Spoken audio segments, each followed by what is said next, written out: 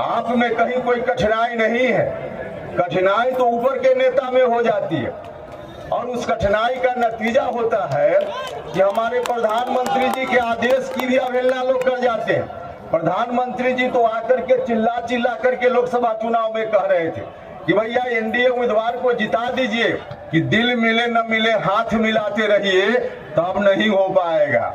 सिर्फ हाथ मिलाने से काम नहीं चलेगा, दिल मिलाने से काम चलेगा। नमस्कार। औरंगाबाद के गेट स्कूल मैदान में आज एनडीए कार्यकर्ताओं का सम्मेलन किया गया। इसमें उपेंद्र कुशवाहा क्या कुछ कह रहे हैं, जिसके वजह से औरंगाबाद के पूर्व सांसद सुशील सिंह का चेहरा लाल हो गया। देखिए ये पूरी एनडीए नहीं जीत पाया था, यह बात ठीक है, लेकिन उस बार की परिस्थिति और इस बार की परिस्थिति में बहुत अंतर है। उस बार आज जिस स्वरूप में एनडीए गठबंधन है, इस स्वरूप में 2020 में एनडीए गठबंधन नहीं था। लोक जनशक्ति पार्टी एनडीए गठबंधन में जरूर शामिल थी, लेकिन आंशिक रूप से कई जगह एनडीए गठबंधन के खिलाफ ही लोक जनशक्ति पार्टी का उम्मीदवार लड़ रहा था। इस जिला में भी कई जगह जहां अच्छा वोट आया,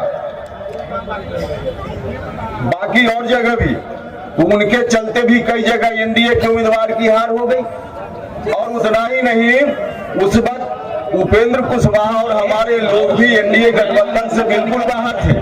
हम लोग भी एनडीए गठबंधन में नहीं थे, एनडीए गठबंधन में नहीं थे, जिसके चलते भी इस जिला में, जिस लोकसभा क्षेत्र में मैं चुनाव लड़ता हूं, ओबरा, गोह और बगल में नबीनगर, 3 विधानसभा क्षेत्र जो काराकाट का है, तीनों विधानसभा क्षेत्र में उस समय हमारी पार्टी के उम्मीदवारों को भी बहुत अच्छा वोट आ गया था।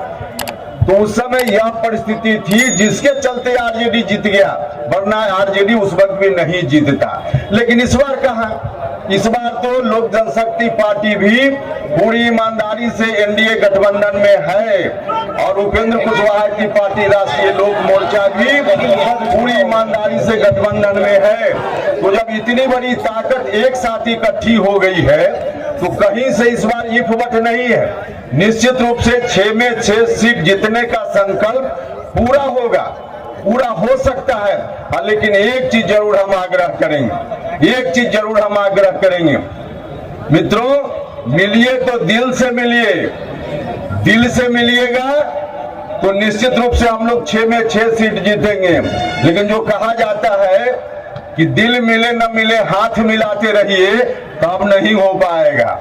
सिर्फ हाथ मिलाने से काम नहीं चलेगा, दिल मिलाने से काम चलेगा। और दिल मिलाने में जो आप सब लोग साथी पंचायत से आए हैं, मतदान केंद्रों से आए हैं, प्रखंड से आए हैं, आप में कहीं कोई कठिनाई नहीं है। कठिनाई तो ऊपर के नेता में हो जाती है और उस कठिनाई का नतीजा होता है कि हमारे प्रधानमंत्री जी के आदेश की भी अवहेलना लोग कर जाते हैं। प्रधानमंत्री जी तो आकर के चिल्ला चिल्ला करके लोकसभा चुनाव में कह रहे थे कि भैया एनडीए उम्मीदवार को जिता दीजिए, लेकिन नहीं हो पाया, इसी इलाके में नहीं हो पाया। भाई और मित्रों, नीतीश कुमार जी ने लगातार उस वक्त हर तरह से जो कुछ संभव था किया, लेकिन उसके बावजूद न तो हमारे प्रधानमंत्री जी की बात को लोग मान पाए, न तो हमारे गृह मंत्री जी आए, उनकी बात को भी लोग अवहेलना कर दिए, मुख्यमंत्री जी की बात को भी लोग नहीं मान पाए। तो भाई और मित्रों, यह स्थिति इस बार नहीं रहनी चाहिए।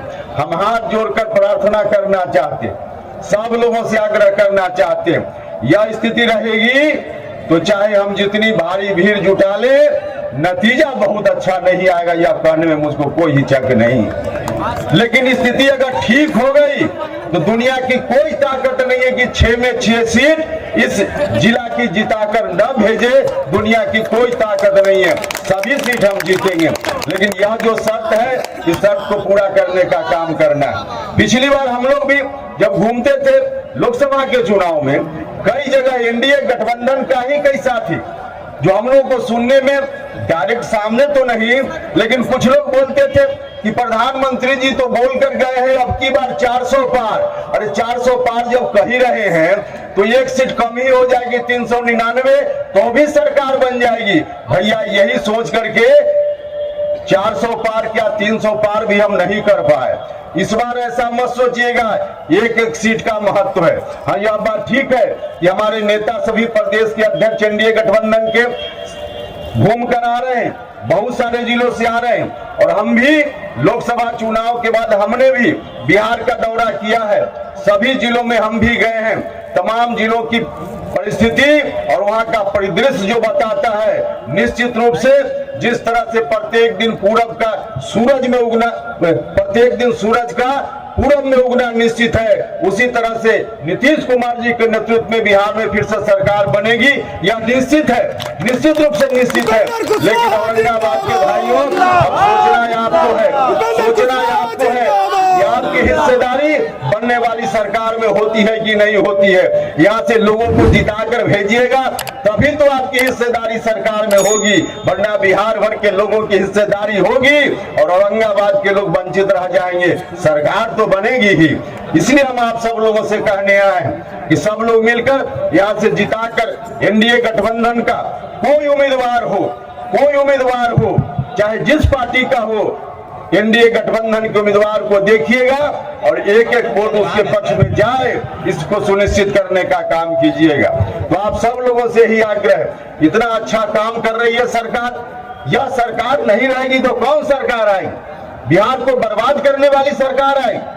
वह सरकार जो 15 साल तक जिसने काम किया है, बिहार किस दुर्गति का शिकार हो रहा था सब लोगों को मालूम है। नीतीश कुमार जी ने क्या क्या नहीं किया, हर तरह से विकास का भी काम किया, लोगों को सत्ता में हिस्सेदारी भी देने का काम किया।